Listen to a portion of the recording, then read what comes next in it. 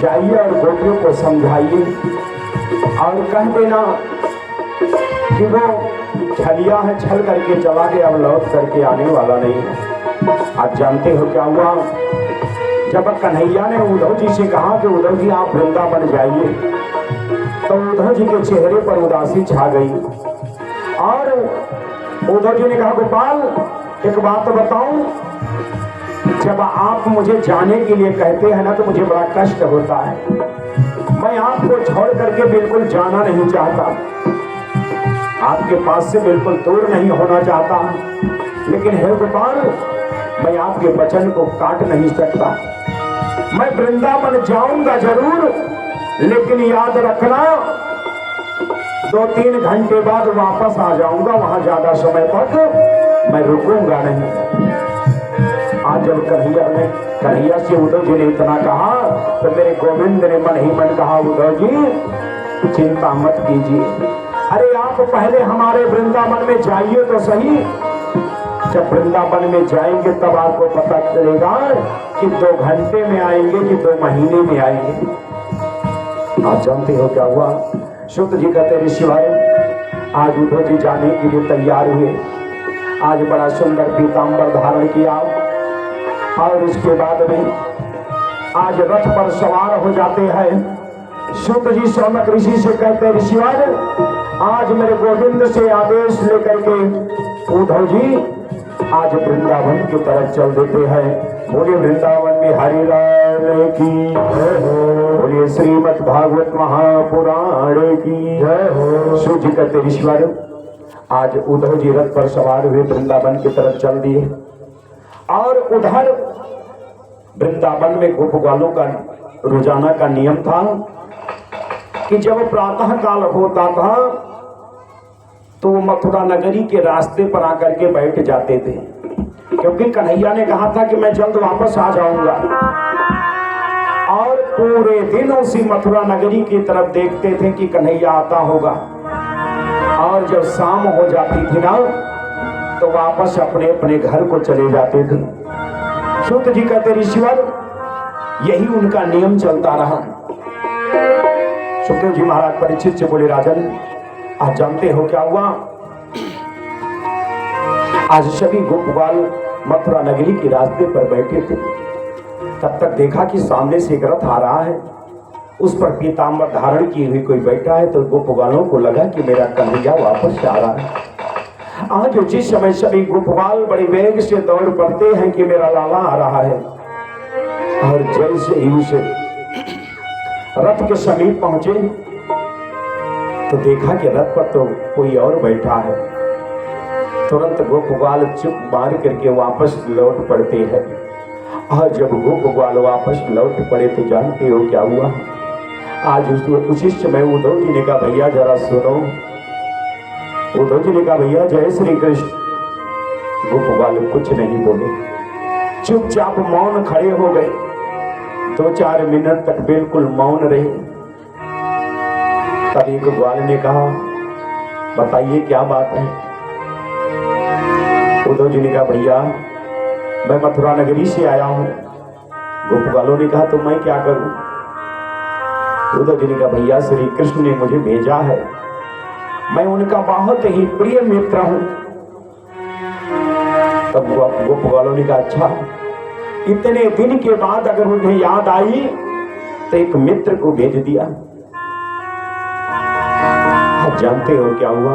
आज गोपबाल वापस आने लगते हैं, तब तक उद्धव जी ने कहा भैया मैं यशोदा मैया के महल में जाना चाहता हूं, तो उनके महल में जाने का रास्ता कौन सा है? उस रास्ते को बताइए, किस रास्ते से जाऊं? जब इतना पूछा तो सभी गोपबालों के नेत्र सजल हो गए। गोपबालों ने कहा उद्धव जी उसे मैया के महल के रास्ते बताने की जरूरत नहीं। एक ग्वाल ने इशारा किया, कहा उद्धव जी ये जो जल की धारा बह रही है ना, इसी के किनारे किनारे चले जाइए। ये जल की धारा जहां से शुरू होती है वही मैया के महल, वही मैया का महल है।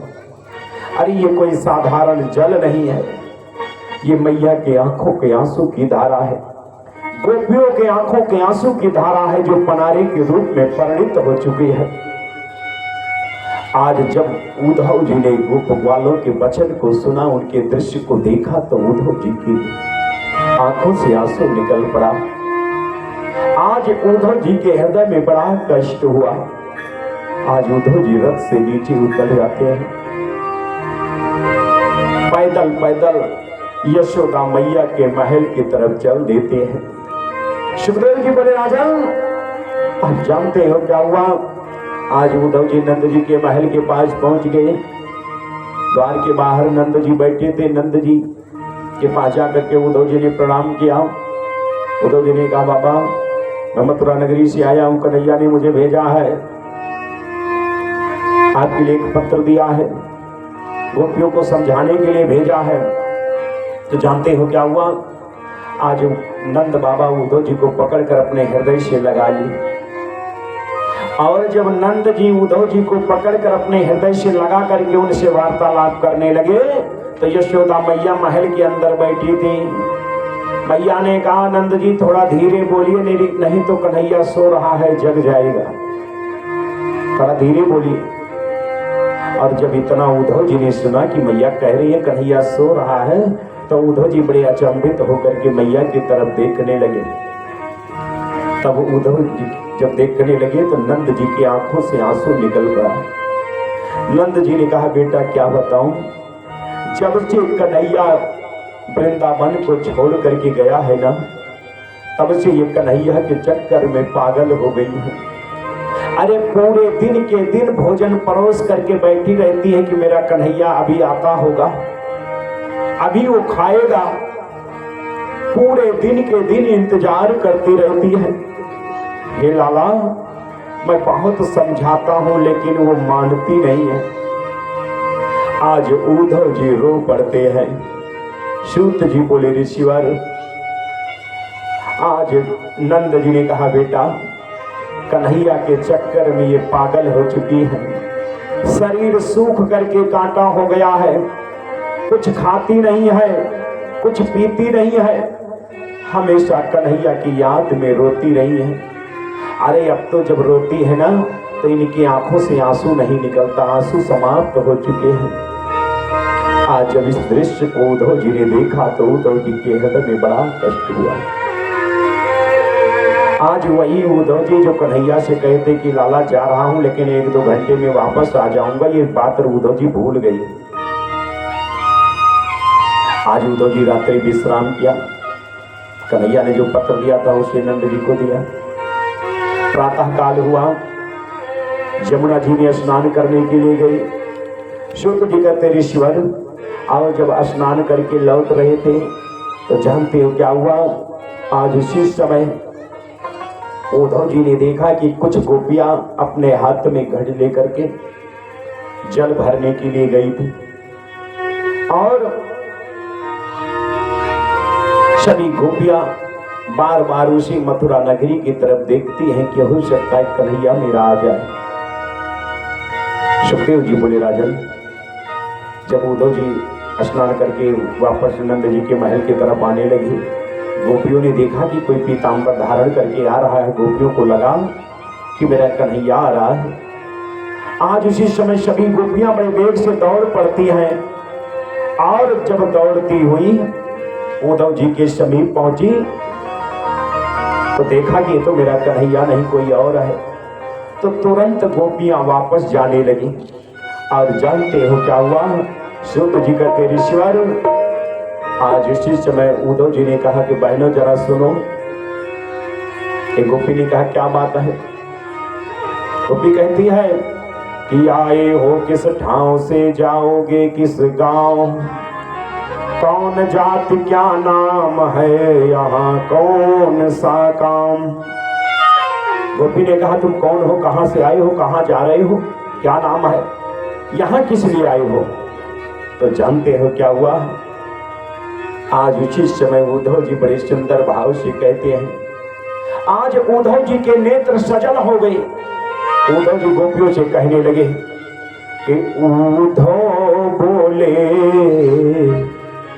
कि हे बहनों, हमें मथुरा नगरी से आए हैं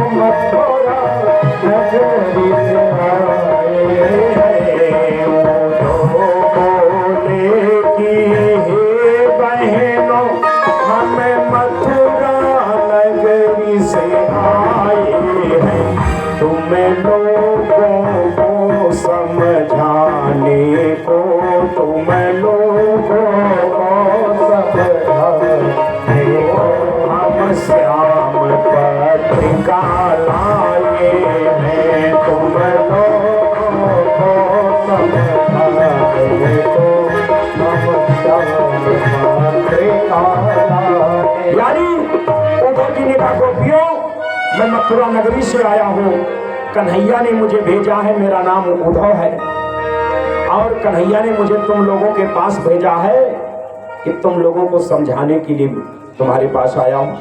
तुम लोगों के लिए कन्हैया ने एक पत्र दिया है। गोपी ने कहा अच्छा, इतने दिन के बाद याद आई तो एक मित्र भेज दिया। आज जानते हो क्या हुआ? उद्धव जी ने तुरंत उस पत्र को निकाला और गोपियों को देने लगे। तब तक एक गोपी दौड़ करके पत्र को छीन लेती है और उसी समय सभी गोपियां उस पत्र को आपस में छीना झपटी करने लगती हैं। और जब छीना झपटी करने लगी तो पता चला जितनी गोपियां थी उतना टुकड़ा पत्र का हो गया, और उस छोटे छोटे टुकड़े को सभी गोपियां अपने हृदय से लगा लेती हैं।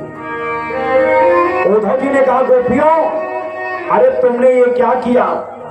कन्हैया ने पत्र दिया था, तुमने उसे पढ़ा नहीं और बिना पढ़े उस पत्र को फाड़ डाला। अरे कम से कम उसे देखना तो था कि कन्हैया ने उस पत्र में लिखा क्या है। तो जानते हो क्या हुआ? आज जब उद्धव जी ने इतना कहा तो उद्धव जी के वचन को सुन करके एक गोपी ने कहा उद्धव जी एक बात बताऊं। गोपी ने कहा उद्धव जी, हम लोग कभी विद्यालय नहीं गए, हम लोगों को पढ़ना नहीं आता, तो उस पत्र को खोल करके क्या करते? अरे हम लोगों के लिए इतना ही काफी है कि कन्हैया ने उसे अपने हाथों से भेजा है, यही हम लोगों के लिए काफी है। आज उद्धव जी गोपियों की तरफ देख रहे हैं, आज उद्धव जी के नेत्र सजल हैं। सुखदेव जी कहते राजन, आज ज्ञानियों में श्रेष्ठ उद्धव जी जो गोपियों को समझाने के लिए गए थे, लेकिन आज उद्धव जी का ज्ञान धारा का धारा रह गया।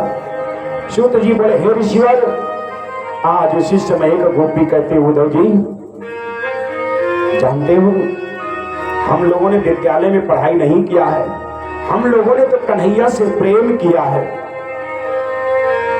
और हम लोग सिर्फ उसी प्रेम को जानती हैं, हम लोग सिर्फ कन्हैया को जानती हैं। आज गोपी बड़ी सुंदर भाव से उद्धव जी से कहती है कि ये तो प्रेम की बात है उद्धव, ये तो प्रेम की बात है उद्धव, बंदगी तेरे बस की नहीं है, तो